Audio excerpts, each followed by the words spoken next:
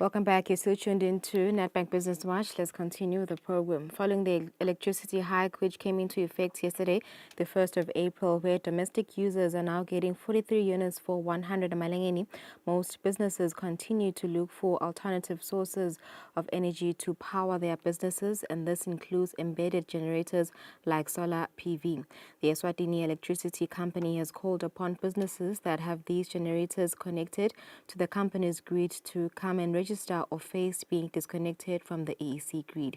Exactly why does the Eswatini Electricity Company want these embedded generators registered? Find out in the next interview, where business journalist Nilsiwe Ndlamandla talks to the marketing and corporate communications manager Kaya Mavuso. Mr. Mavuso, welcome to Netbank Business Watch. The electricity hike came into effect yesterday. So what came into my mind is that people will now want to look for alternative solutions, and that includes solar PVs. So I wanted to find out from you, I know that there's a project that you're doing where you're calling upon people or businesses rather to come and register if they have embedded generators. Can you firstly explain to us what are the embedded generators? The energy regulator gave us a framework to work with regards to small-scale embedded generators. We started off with a pilot a year or two ago, where we identified certain installations from businesses with an average capacity of 1 megawatt hours. So the idea is that if you have solar panels that are connected to the EEC grid, is it possible that with the excess from what you are using for whatever purpose in your business, is it possible to include it into the EEC grid? So that's how the small-scale embedded generators program started. So with the regulators framework, we then decided to roll out the program, which is why we came out to the public to say anyone that has a solar plant that is connected onto the EEC grid, they should register with EEC. And we have been receiving a lot of feedback from that one. Since we started, we had a deadline of December 2024. After that deadline, we extended, which is still open even today. If you have an embedded generator, you can register with EEC. It's free of charge. There are no costs involved in the registration purpose. Why should people register these embedded generators? The main reason why we are requesting for small-scale embedded generators to register, it's because, one, it's a regulatory requirement that is connected to the Electricity Act of 2007. Anything that is connected into the EEC grid has to be registered. Apart from the regulatory requirement, it is also looking at quality issues. There are standards on the electricity grid that need to be followed.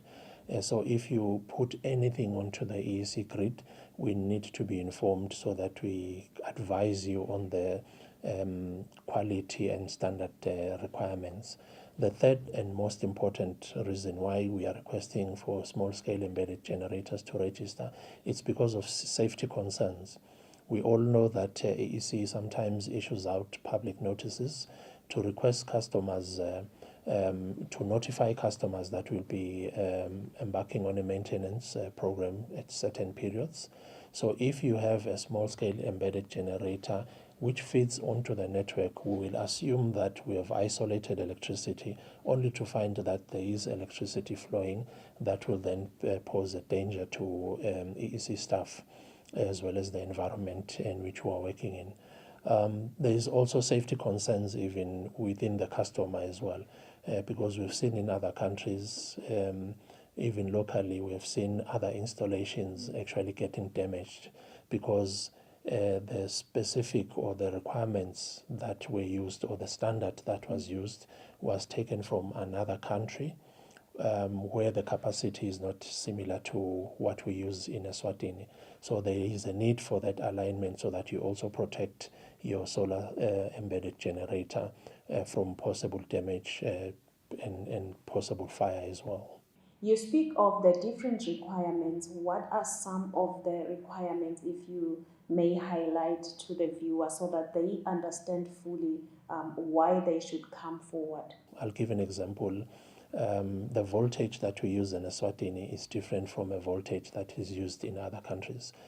For those that travel abroad, they will see that we use 220 to 230 volts, but in other countries you'll find that it's a bit less. So that counts even on the capacity of our transmission and distribution lines differs from other countries. So those are some of the requirements that you need to be aware on.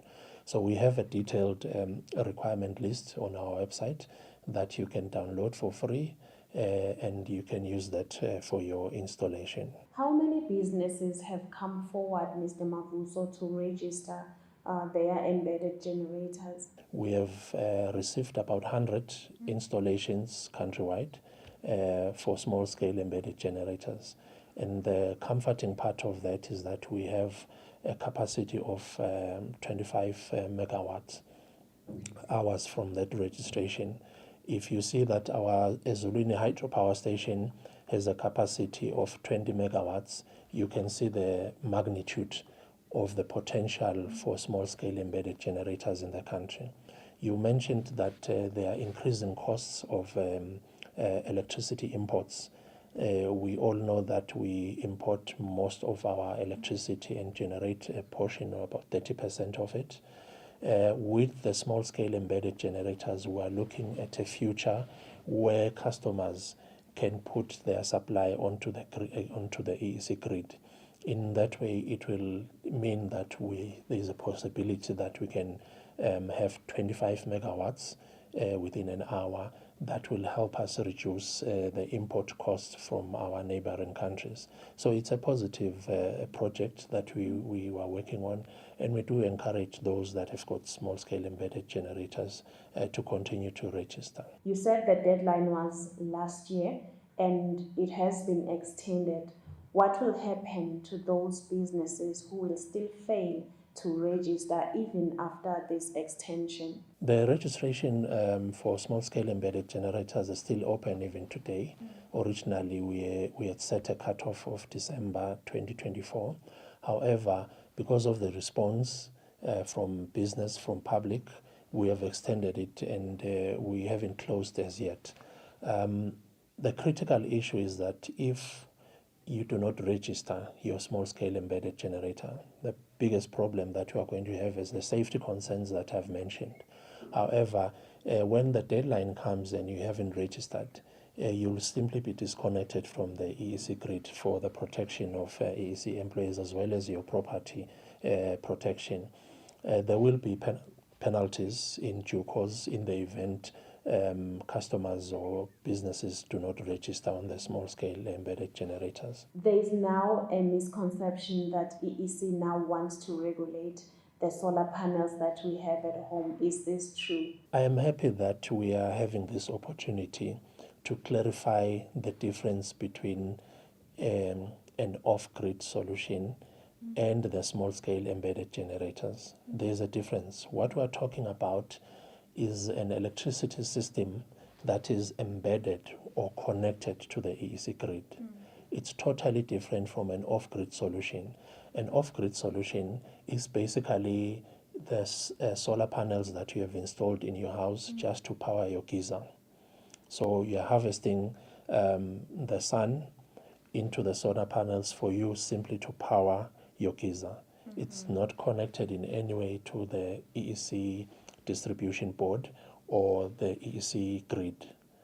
If you power your outdoor solar lights with your power solution, that is not what we're looking for.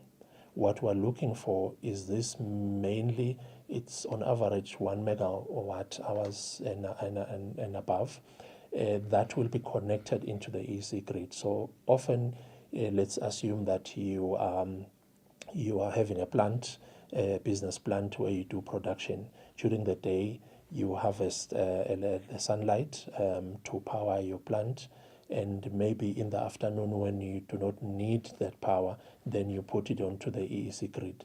That's the difference, because you are using both your solar system plus using the EEC grid interchangeably. That is what we are trying to register.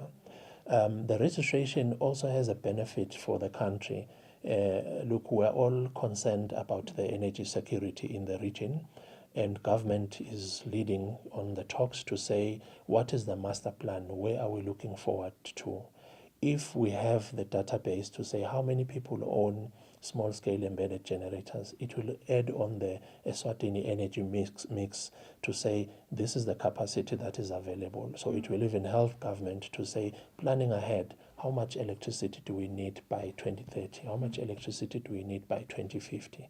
So that's one of the advantages of the small-scale embedded generator program. In as much as I understand that this is meant to boost the country's generation of electricity, but ngeke yini ukhanza ukuthi at some point now EEC says those who have registered should maybe pay a certain amount.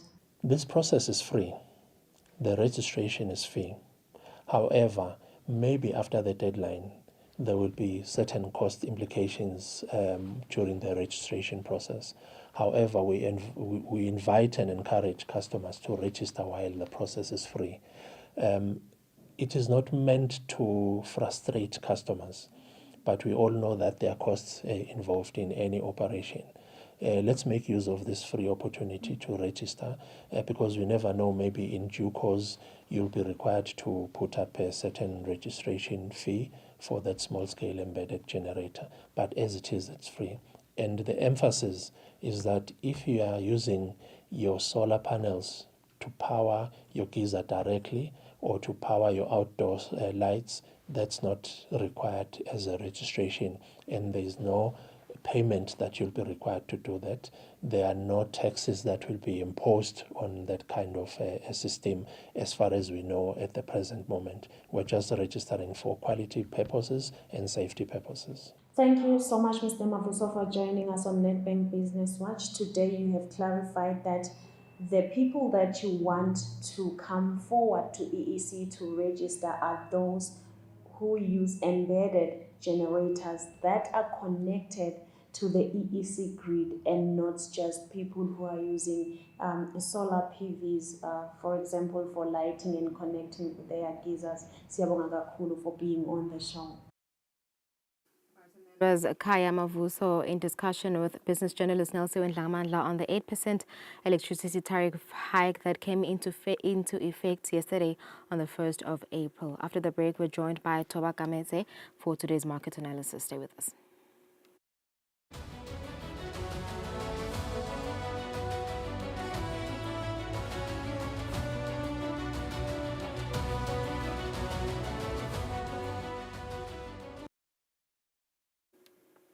Welcome back. This is Nedbank Business Watch. Thank you for staying with us. We now take a look at today's market analysis with Nedbank's Toba Kamete. Very good afternoon, Toba. Thank you for coming through. So, yeah, let's take a look at markets today. What is happening? Let's start in South Africa. I do understand that the rand is under pressure today. What's happening there? Thank you, Lulu, and good afternoon to your viewers as well. So today we have the parliamentary vote on the fiscal framework, so that is part of the budget process in South Africa. Okay. And so far, what we've been seeing in the media and statements that are coming out from the parties that are involved is that they haven't reached consensus in terms of the contents of the budget. We have heard from the ANC that they are proceeding with the budget vote, and they are adamant that they will get majority vote with alliance from smaller parties. And we've also seen the DA come out to say they are not voting for the budget. So they are not part of or not agreeing with what the ANC has put forward on the table. So what then this does is that it weighs on the rand and the South African economy, because it speaks to cracks now in the GNU, and markets are sort of pro the GNU, especially pro the DA. So if then there is cracks and talks of divorce, if I can use that word in this instance, between members of the GNU and the two main parties, then that creates that sort of uncertainty that we are seeing, and thus weighing heavily on the rand. As you've seen on the screen, it's read across all the major currencies, the dollar, the euro, and the pound. Yeah. So just before we get into what's happening in the US, which party are the markets favoring in South Africa? So it's the DA. Markets are lean more towards the DA. Okay. So with this friction between the DA and the ANC, then it sort of then creates the uncertainty that we're seeing. All right. So another one that we're anticipating today is a press conference by the President, Donald Trump, today. What can we expect from Donald Trump today? Yeah, so global markets are also, waiting with bated breath to hear what President Trump is going to say this evening in his address. It has been weeks of tariff talks and trade war. So markets are just waiting for clarity to hear what exactly the contents of those policy changes are, what tariffs are being imposed or being introduced, and what countries or states are getting those tariffs as well. So that has sort of made markets jittery and investors sort of cautious today in trading, and they have sort of waited to see where to put their money, where to, so decisions are not really being made today, if I can put it like that. There's not much activities as we wait for the press conference. Yes. So there's just a lot of uncertainty at the moment. Okay, I see. Yeah. It's green only.